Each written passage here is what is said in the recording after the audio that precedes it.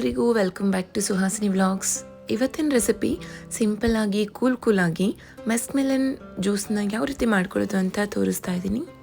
ಸಮ್ಮರಲ್ಲಿ ಇದು one of the easiest and cool ಆಗಿರೋಂತಹ ಒಂದು ರೆಸಿಪಿ ಅಂತಲೇ ಹೇಳ್ಬೋದು. ಸುಡು ಬಿಸಿಲಲ್ಲಿ ಈ ರೀತಿ ಒಂದು ಗ್ಲಾಸಷ್ಟು ಜ್ಯೂಸ್ನ ಕುಡಿದ್ರೆ ಟಯರ್ಡ್ನೆಸ್ ಕಡಿಮೆ ಮಾಡಿ ಎನರ್ಜೆಟಿಕ್ ಆಗಿ ಫೀಲ್ ಆಗ್ತೀವಿ. ಡೆಫಿನೆಟ್ ಆಗಿ ಟ್ರೈ ಮಾಡಿ ನೋಡಿ. ಮಸ್ಕ್ ಮೆಲನ್ ಫ್ಲೇವರಿಂದ ಅಲ್ಟಿಮೇಟ್ ಆಗಿರುತ್ತೆ ಈ ಡ್ರಿಂಕ್. ಎಷ್ಟೋ ಹೆಲ್ದಿಯಾಗಿ ಸಿಂಪಲ್ಲಾಗಿ ಮಾಡ್ಕೊಳ್ಳೋ ಈ ಜ್ಯೂಸ್ನ ಯಾವ ರೀತಿ ಮಾಡೋದು ಅಂತ ಶೇರ್ ಮಾಡ್ತಾ ಇದ್ದೀನಿ. ಸೊ ವಿಡಿಯೋನ ಎಲ್ಲೂ ಸ್ಕಿಪ್ ಮಾಡದೆ ಕೊನೆವರೆಗೂ ನೋಡಿ. ಹಾಗೆ ಇನ್ನೂ ಯಾರೆಲ್ಲ ನನ್ನ ಚಾನೆಲ್ನ ಸಬ್ಸ್ಕ್ರೈಬ್ ಮಾಡ್ದಿರಾ ನೋಡ್ತಾ ಇದ್ದೀರಾ, ಪ್ಲೀಸ್ ಈಗಲೇ ಸಬ್ಸ್ಕ್ರೈಬ್ ಮಾಡ್ಕೊಳ್ಳಿ. ಸೊ ಬನ್ನಿ ಹೇಗೆ ಮಾಡೋದು ಅಂತ ನೋಡೋಣ. ಇಲ್ಲಿ ನಾನು ಮಸ್ಕ್ ಮೆಲನ್ ಜ್ಯೂಸ್ ಮಾಡೋದಕ್ಕೆ ಒಂದು ಫುಲ್ ಕರ್ಬೂಜ ಹಣ್ಣನ್ನು ಯೂಸ್ ಮಾಡ್ತಾ ಇದ್ದೀನಿ, ಅಂದರೆ ಮಸ್ಕ್ ಮೆಲನ್ನ.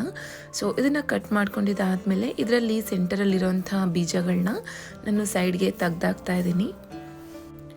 ಈ ಸೀಡ್ಸ್ ನಮಗೆ ಎಲ್ಲೂ ಯೂಸ್ ಆಗೋದಿಲ್ಲ, ಸೊ ಹಾಗಾಗಿ ಅದನ್ನು ಕಂಪ್ಲೀಟಾಗಿ ತೆಗೆದು ಸೈಡಲ್ಲಿ ಇಡ್ತಾ ಇದ್ದೀನಿ. ಇದರಲ್ಲಿರೋ ಸೀಡ್ಸ್ನೆಲ್ಲ ತೆಗೆದು ಸೈಡಲ್ಲಿ ಇಟ್ಟಿದ್ದಾದಮೇಲೆ ಇದರಲ್ಲಿರೋಂತಹ ಪಲ್ಪ್ನು ಸಹ ತೆಗೆದು ಒಂದು ಬೌಲ್ಗೆ ಹಾಕ್ಕೊಳ್ಳೋಣ. ತುಂಬ ಹಣ್ಣಾಗಿರೋವಂಥದ್ದು ತೊಗೊಂಡ್ರೆ ಅದರಲ್ಲಿ ಸ್ವೀಟ್ನೆಸ್ ಜಾಸ್ತಿ ಇರುತ್ತೆ. ಹಾಗೆ ಈ ರೀತಿ ತೆಗಿಯೋವಾಗ ನಮಗೆ ಈಸಿಯಾಗೂ ಬಂದ್ಬಿಡುತ್ತೆ. ಸ್ವಲ್ಪ ಕಾಯಿ ರೀತಿ ತೊಗೊಂಡಿದ್ರೆ ಅದನ್ನು ತೆಗಿಯೋದಕ್ಕೆ ಒಂದು ಸ್ವಲ್ಪ ಫೋರ್ಸ್ಫುಲ್ಲಾಗಿ ತೆಗಿಬೇಕಾಗತ್ತೆ. ಈಗ ತೆಗ್ದಿರೋಂತಹ ಪಲ್ಪ್ನೆಲ್ಲ ನಾನು ಒಂದು ಬೌಲ್ಗೆ ಹಾಕ್ಕೊಂಡು ನೆಕ್ಸ್ಟ್ ಅದನ್ನು ಒಂದು 2 ಟೇಬಲ್ ಸ್ಪೂನ್ಸ್ ಅಷ್ಟು ಸೈಡಲ್ಲಿ ಎತ್ತಿಟ್ಕೊಂಡು ಮಿಕ್ಕಿದ್ದನ್ನೆಲ್ಲ ನಾನು ಮಿಕ್ಸರ್ ಜಾರ್ಗೆ ಹಾಕಿ ಕಂಪ್ಲೀಟಾಗಿ ಫೈನ್ ಪೇಸ್ಟಾಗಿ ಗ್ರೈಂಡ್ ಮಾಡ್ಕೋತಾ ಇದ್ದೀನಿ. ಕಂಪ್ಲೀಟಾಗಿ ಇದನ್ನು ಗ್ರೈಂಡ್ ಮಾಡಿಕೊಂಡು ಈಗ ಒಂದು ಬೌಲ್ಗೆ ಟ್ರಾನ್ಸ್ಫರ್ ಮಾಡ್ಕೋತಾ ಇದ್ದೀನಿ. ನಾವು ನೆಕ್ಸ್ಟ್ ಪ್ರೋಸೆಸ್ ಮಾಡ್ಕೊಳ್ಳೋದ್ರೊಳಗಡೆ ಇದನ್ನು ಫ್ರಿಜ್ಜಲ್ಲಿ ಇಟ್ಟರೆ ಚೆನ್ನಾಗಿ ಕೂಲಾಗಿರುತ್ತೆ. ಇದನ್ನು ಕೂಲಾಗಿ ಸರ್ವ್ ಮಾಡ್ಕೊಂಡ್ರೆ ಚೆನ್ನಾಗಿರುತ್ತೆ. ಹಾಗಾಗಿ ನಾನು ಫ್ರಿಜ್ಜಲ್ಲಿ ಇಡ್ತಾ ಇದ್ದೀನಿ. ನಿಮಗೇನಾದರೂ ಕೂಲ್ನೆಸ್ ಬೇಡ ಅಂತಂದರೆ ನೀವು ಹೊರಗಡೆನೇ ಇಟ್ಟಿರ್ಬೋದು. ಸೊ ಈಗ ನಾನಿಲ್ಲಿ 2 ಟೇಬಲ್ ಸ್ಪೂನಷ್ಟು ಸಬ್ಜಾ ಸೀಡ್ಸ್ನ ಆಲ್ರೆಡಿ ನೆನೆಸಿ ಇಟ್ಟಿದ್ದೆ. ಚಿಯಾ ಸೀಡ್ಸ್ ಅಂತಾರೆ ಅಲ್ವಾ, ಆ್ಯಕ್ಚುಲಿ ಚಿಯಾ ಸೀಡ್ಸ್ಗೂ ಬೇಸಿಲ್ ಸೀಡ್ಸ್ಗೂ ಡಿಫ್ರೆನ್ಸ್ ಇರುತ್ತೆ. ಸೊ ನಾನಿಲ್ಲಿ ಚಿಯಾ ಸೀಡ್ಸ್ನ ನೆನೆಸಿ ಇಟ್ಕೊಂಡಿದ್ದೀನಿ. 2 ಟೇಬಲ್ ಸ್ಪೂನ್ಸ್ ಅಷ್ಟು ಚಿಯಾ ಸೀಡ್ಸ್ನ 2 ಗಂಟೆ ಮೊದಲೇ ನೆನೆಸಿ ಇಟ್ಕೊಂಡಿದ್ದೆ. ಹಾಗೆ ಇಲ್ಲಿ ಇದನ್ನು ನೀವು ಜಸ್ಟ್ 30 ಮಿನಿಟ್ಸ್ ಮೊದಲು ಸಹ ನೆನೆಸಿ ಇಟ್ಕೋಬೋದು.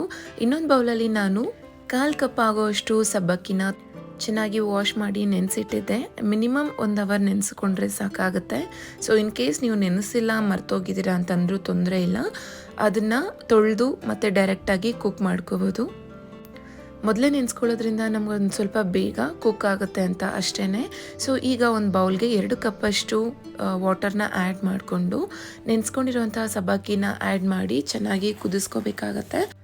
ಇದು ಬಾಯ್ಲ್ ಆಗಬೇಕಾದ್ರೆ ನಮಗೆ ಗಟ್ಟಿಯಾಗಿದೆ ಅಂತ ಅನಿಸುತ್ತೆ. ಇನ್ ಕೇಸ್ ತೀರಾ ಗಟ್ಟಿಯಾಗಿದೆ ಅಂತ ಅನಿಸಿದ್ರೆ ಇಲ್ಲಿ 1 ಕಪ್ಪಷ್ಟು ಎಕ್ಸ್ಟ್ರಾ ವಾಟರ್ನ ಆ್ಯಡ್ ಮಾಡ್ಕೋಬೋದು. ಸೊ ಈಗ ಸಬ್ಬಕ್ಕಿ ಎಲ್ಲ ಚೆನ್ನಾಗಿ ಬೆಂದಿದೆ. ಹಾಗಾಗಿ ನಾನಿಲ್ಲಿ ಒಂದು 1/2 ಲೀಟರಷ್ಟು ಹಾಲನ್ನು ಸೇರಿಸ್ಕೊತಾ ಇದ್ದೀನಿ. ಆದಷ್ಟು ಗಟ್ಟಿ ಹಾಲು ಸೇರಿಸ್ಕೊಳ್ಳೋದ್ರಿಂದ ಟೇಸ್ಟ್ ಚೆನ್ನಾಗಿರುತ್ತೆ. ಸೊ ಥಿಕ್ನೆಸ್ ಆಗು ಚೆನ್ನಾಗಿ ಬರುತ್ತೆ. ಸೊ ಈಗ ನಾನಿಲ್ಲಿ 1/2 ಲೀಟರಷ್ಟು ಹಾಲನ್ನು ಆ್ಯಡ್ ಮಾಡ್ಕೊಂಡಿದ್ದೀನಿ. ನೀವು ಬೇಕಾದರೆ ಹಸಿ ಹಾಲನ್ನಾದರೂ ಸೇರಿಸ್ಕೋಬೋದು, ಇಲ್ಲಾಂದರೆ ಕಾಯಿಸಿ ತಣ್ಣಗೆ ಮಾಡಿರ್ತೀವಲ್ವ ಆ ಹಾಲನ್ನಾದರೂ ಸೇರಿಸ್ಕೋಬೋದು. ಸೊ 1/2 ಲೀಟರ್ ಹಾಲನ್ನು ಸೇರಿಸ್ಕೊಂಡು ಅದನ್ನು ಕುದಿಯೋಕ್ಕೆ ಬಿಡ್ತಾ ಇದ್ದೀನಿ. ಇನ್ನೊಂದು ಕಡೆ ಅದು ಕುದಿಯೋ ಅಷ್ಟರಲ್ಲಿ ನಾನಿಲ್ಲಿ 2 ಟೇಬಲ್ ಸ್ಪೂನ್ಸ್ ಅಷ್ಟು ಕಸ್ಟರ್ಡ್ ಪೌಡರ್ನ ಆ್ಯಡ್ ಮಾಡ್ಕೊತಾ ಇದ್ದೀನಿ. ಇಲ್ಲಿ ಕಸ್ಟರ್ಡ್ ಪೌಡರ್ನ ನೀವು ಯಾವ ಫ್ಲೇವರ್ದಾದರೂ ಆ್ಯಡ್ ಮಾಡ್ಕೋಬೋದು. ನಾನು ವೆನಿಲ್ಲಾ ಫ್ಲೇವರ್ನ ಆ್ಯಡ್ ಮಾಡ್ಕೋತಾ ಇದ್ದೀನಿ. ನಾನು 2 ಟೇಬಲ್ ಸ್ಪೂನ್ಸ್ ಅಷ್ಟು ಕಸ್ಟರ್ಡ್ ಪೌಡರ್ನ ಒಂದು ಬೌಲ್ಗೆ ಹಾಕ್ಕೊಂಡು ಗಂಟಿಲ್ದಿರ ನೀರು ಹಾಕಿ ಚೆನ್ನಾಗಿ ಮಿಕ್ಸ್ ಮಾಡ್ಕೊಂಡಿದ್ದೀನಿ. ಹಾಗೆ ಇಲ್ಲಿ ಹಾಲು ಸಹ ಕುದೀತಾ ಇತ್ತಲ್ವ, ಅದಕ್ಕೆ ಕಸ್ಟರ್ಡ್ ಪೌಡರ್ ಏನು ಮಿಕ್ಸ್ ಮಾಡ್ಕೊಂಡಿದ್ದೆ ಆ ಮಿಕ್ಸ್ಚರ್ನ ಆ್ಯಡ್ ಮಾಡಿಕೊಂಡು 1-2 ಸಲ ಕೈಯಲ್ಲಿ ಈ ರೀತಿ ಚೆನ್ನಾಗಿ ಮಿಕ್ಸ್ ಮಾಡ್ಕೋತಾ ಇದ್ದೀನಿ. ಸೊ ಇದು ಸಹ ಕಸ್ಟರ್ಡ್ ಪೌಡರ್ ಆ್ಯಡ್ ಮಾಡಿದ್ದಾದಮೇಲೆ ಆದಷ್ಟು ಲೋ ಫ್ಲೇಮಲ್ಲಿ ಇಟ್ಕೊಂಡಿದ್ರೇ ಒಳ್ಳೆಯದು. ಬಿಕಾಸ್ ಕಸ್ಟರ್ಡ್ ಪೌಡರ್ ಆ್ಯಡ್ ಮಾಡಿದ್ದಾದಮೇಲೆ ಥಿಕ್ನೆಸ್ ಆಗಿಬಿಡುತ್ತೆ, ಗಟ್ಟಿ ಆಗ್ತಾ ಬರುತ್ತೆ ಇದು. ಸೊ ಆದಷ್ಟು ಲೋ ಫ್ಲೇಮಲ್ಲಿ ಇಟ್ಕೊಳ್ಳೋದ್ರಿಂದ ಕೆಳಗಡೆ ತಳ ಹಿಡಿಯೋದಿಲ್ಲ. ಆದಷ್ಟು ದಪ್ಪ ತಳ ಇರುವಂಥ ಪಾತ್ರೆನ ತಗೊಳ್ಳೋದ್ರಿಂದ ಎಲ್ಲೂ ಸಹ ಬೇಗ ತಳ ಅಂಟೋದಿಲ್ಲ. ಸೊ ಕಸ್ಟರ್ಡ್ ಪೌಡರ್ ಆ್ಯಡ್ ಮಾಡಿದಾದ್ಮೇಲೆ ಚೆನ್ನಾಗಿ ಗಟ್ಟಿ ಆಗುತ್ತೆ ಅಲ್ವಾ. ಈ ರೀತಿ ಕುದಿಯೋಕ್ಕೆ ಬಂದಾಗ ನಾವು ಟೇಸ್ಟ್ಗೆ ಬೇಕಾಗಿರೋಷ್ಟು ಶುಗರ್ನ ಆ್ಯಡ್ ಮಾಡ್ಕೋಬೇಕಾಗತ್ತೆ. ಸೊ ನಾನಿಲ್ಲಿ 6 to 8 ಟೇಬಲ್ ಸ್ಪೂನ್ಸ್ ಅಷ್ಟು ಸಕ್ಕರೆನ ಆ್ಯಡ್ ಮಾಡಿಕೊಂಡು ಚೆನ್ನಾಗಿ ಮಿಕ್ಸ್ ಮಾಡ್ಕೋತಾ ಇದ್ದೀನಿ. ಸಕ್ಕರೆ ಆ್ಯಡ್ ಮಾಡಿದ್ದಾದಮೇಲೆ ಕಸ್ಟರ್ಡ್ ಪೌಡರ್ದು ಮಿಕ್ಸ್ಚರ್ ಏನಿದೆ ಅದು ಸ್ವಲ್ಪ ರನ್ನಿ ಕನ್ಸಿಸ್ಟೆನ್ಸಿ ಅಂತ ಅನಿಸುತ್ತೆ. ಬಟ್ ಶುಗರ್ನ ಆ್ಯಡ್ ಮಾಡ್ಕೊಂಡಿದ್ದಾದಮೇಲೆ 2-4 ನಿಮಿಷ ಲೋ ಫ್ಲೇಮಲ್ಲಿ ಇಟ್ಕೊಂಡು ಚೆನ್ನಾಗಿ ಮಿಕ್ಸ್ ಮಾಡಿಕೊಂಡು ಸ್ಟವ್ ಆಫ್ ಮಾಡಿದ್ದಾದಮೇಲೆ ಕಂಪ್ಲೀಟಾಗಿ ತಣ್ಣಗಾಗೋದಕ್ಕೆ ಬಿಡಬೇಕಾಗತ್ತೆ. ಹಾಗೆ ನಾವು ಆವಾಗಲೇ ಫ್ರಿಜ್ಜಲ್ಲಿ ಇಟ್ಕೊಂಡಿದ್ವಲ್ವ ಮಸ್ಕ್ ಮೆಲನ್ ಜ್ಯೂಸ್ನ ಅದನ್ನು ಹೊರಗಡೆ ತೆಗೆದು ಕಂಪ್ಲೀಟಾಗಿ ಕೂಲ್ ಮಾಡ್ಕೊಂಡಿರೋಂಥ ಕಸ್ಟರ್ಡ್ ಪೌಡರ್ದು ಮಿಕ್ಸ್ಚರ್ನ ಆ್ಯಡ್ ಮಾಡಿ ಹಾಗೆ ಚಿಯಾ ಸೀಡ್ಸ್ನ ನೆನೆಸಿಟ್ಕೊಂಡಿದ್ವಲ್ವ ಅದನ್ನು ಸಹ ನಾನು ಆ್ಯಡ್ ಮಾಡ್ಕೊತಾ ಇದ್ದೀನಿ. ಹಾಗೆ ಚಿಕ್ಕದಾಗಿ ಕಟ್ ಮಾಡ್ಕೊಂಡಿರೋಂಥ ಬಾದಾಮನ್ನ ಆ್ಯಡ್ ಮಾಡಿಕೊಂಡು ಇದನ್ನು ಚೆನ್ನಾಗಿ ಮಿಕ್ಸ್ ಮಾಡ್ಕೋತಾ ಇದ್ದೀನಿ. ಕಸ್ಟರ್ಡ್ ಪೌಡರ್ ಮಿಶ್ರಣನ ನಾವು ಏನು ಮಾಡ್ಕೊಂಡಿದ್ವಿ ಅದು ಕಂಪ್ಲೀಟಾಗಿ ತಣ್ಣಗಾಗಿದ್ದಾದಮೇಲೆ ನಾವು ಮಸ್ಕ್ ಮೆಲನ್ ಜ್ಯೂಸ್ಗೆ ಆ್ಯಡ್ ಮಾಡ್ಕೋಬೇಕಾಗತ್ತೆ. ಆ್ಯಂಡ್ ಆವಾಗಲೇ ನಾವು 2 ಟೇಬಲ್ ಸ್ಪೂನಷ್ಟು ಮಸ್ಕ್ ಮೆಲನ್ನ ತೆಗೆದಿಟ್ಕೊಂಡಿದ್ವಲ್ವ ಸೈಡ್ಗೆ ಅದನ್ನು ಸಹ ಚಿಕ್ಕದಾಗಿ ಕಟ್ ಮಾಡಿಕೊಂಡು ಆ್ಯಡ್ ಮಾಡ್ಕೊಂಡಿದ್ದೀನಿ. ಸೊ ನೋಡ್ತಾ ಇರ್ಬೋದು ಅಲ್ಲಲ್ಲಿ ಸಬ್ಬಕ್ಕಿ, ಚಿಯಾ ಸೀಡ್ಸ್ ಮತ್ತು ಮಸ್ಕ್ ಮೆಲನ್ ಎಲ್ಲನೂ ಸಹ ಆ್ಯಡ್ ಮಾಡ್ಕೊಂಡಿರೋದು. ಕುಡಿಬೇಕಾದ್ರೆ ಬಾಯಿಗೆ ಸಿಗ್ತಾ ಇರುತ್ತೆ ಅಲ್ವಾ, ಸಖತ್ ಟೇಸ್ಟಿಯಾಗಿ ಕೂಲಾಗಿ ತುಂಬ ಹೆಲ್ದಿ ವರ್ಷನಲ್ಲಿ ಮಾಡ್ಕೊಂಡಿರ್ತೀವಿ ಅಲ್ವಾ. ಸೊ ಈಗ ಇದನ್ನು ನಾನು ಒಂದು ಗ್ಲಾಸ್ಗೆ ಟ್ರಾನ್ಸ್ಫರ್ ಮಾಡ್ಕೊತಾ ಇದ್ದೀನಿ.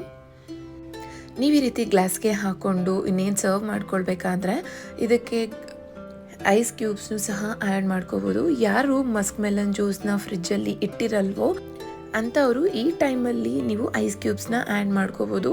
ತುಂಬ ಕೂಲಾಗಿ ಸಖತ್ ಟೇಸ್ಟಿಯಾಗಿರುತ್ತೆ. ಇದನ್ನು ಈ ರೀತಿ ಸರ್ವ್ ಮಾಡ್ಕೊಳ್ಳೋದಕ್ಕಿಂತ ಮುಂಚೆನೇ 1 to 2 hours ಫ್ರಿಜ್ಜಲ್ಲಿ ಇಟ್ಟು ತಗೊಳ್ಳೋದ್ರಿಂದ ತುಂಬ ಟೇಸ್ಟಿಯಾಗಿರುತ್ತೆ. ಆ್ಯಕ್ಚುಲಿ ಇದು ಕೂಲಾಗಿ ಸರ್ವ್ ಮಾಡ್ಕೊಂಡ್ರೇ ಟೇಸ್ಟ್ ಚೆನ್ನಾಗಿರುತ್ತೆ. ಸೊ ಈಗ ಒಂದು ಗ್ಲಾಸ್ಗೆ ಟ್ರಾನ್ಸ್ಫರ್ ಮಾಡ್ಕೊಂಡಿದ್ದಾದಮೇಲೆ ಮೇಲೇನೂ ಸಹ ನಾನು ಮಸ್ಕ್ ಮೆಲನ್ ಪೀಸಸ್ನ ಚಿಕ್ಕದಾಗಿ ಕಟ್ ಮಾಡ್ಕೊಂಡಿರೋದು ಆ್ಯಡ್ ಮಾಡಿಕೊಂಡು ಅದ್ರ ಮೇಲೆ ಡ್ರೈ ಫ್ರೂಟ್ಸಿಂದ ಗಾರ್ನಿಷ್ ಮಾಡ್ಕೊಂಡಿದ್ದೀನಿ. ಸೊ ನಾವು ಈ ರೀತಿ ಸಿಂಪಲ್ ವೇಯಲ್ಲಿ ಹೆಲ್ದಿಯಾಗಿ ಕೂಲಾಗಿ ಮಾಡ್ಕೋಬೋದು. ಮಧ್ಯಾಹ್ನ ಊಟ ಮಾಡಿದಾದಮೇಲೆ 1 ಗ್ಲಾಸ್ ಈ ರೀತಿ ತಗೊಳ್ಳೋದ್ರಿಂದ ತುಂಬ ಕೂಲಾಗಿ ಸಮಾಧಾನ ಅನಿಸುತ್ತೆ, ಟಯರ್ಡ್ನೆಸ್ ಸಹ ಇರೋದಿಲ್ಲ. ಊಟಕ್ಕೂ ಮೊದಲು ನಾವು ಮಾಡಿಟ್ಕೊಂಡು ಫ್ರಿಜ್ಜಲ್ಲಿ ಇಟ್ಕೊಂಡು ಊಟ ಆದಮೇಲೆ ಸರ್ವ್ ಮಾಡ್ಕೊಳ್ಳೋದ್ರಿಂದ ತುಂಬಾ ಚೆನ್ನಾಗಿರುತ್ತೆ. ಸೊ ಇವತ್ತು ಮಾಡ್ಕೊಂಡಿರೋಂಥ ಈ ಹೆಲ್ದಿ ಜ್ಯೂಸ್ ನಿಮಗೆ ಚೆನ್ನಾಗಿ ಯೂಸ್ ಆಗುತ್ತೆ ಅಂತ ಅಂದ್ಕೊತಾ ಇದ್ದೀನಿ. ನಿಮಗೆ ಈ ವಿಡಿಯೋ ಇಷ್ಟ ಆಗಿದೆ ಆದರೆ ಲೈಕ್ ಮಾಡಿ, ಫ್ರೆಂಡ್ಸ್ ಆ್ಯಂಡ್ ಫ್ಯಾಮಿಲಿಗೂ ಶೇರ್ ಮಾಡಿ.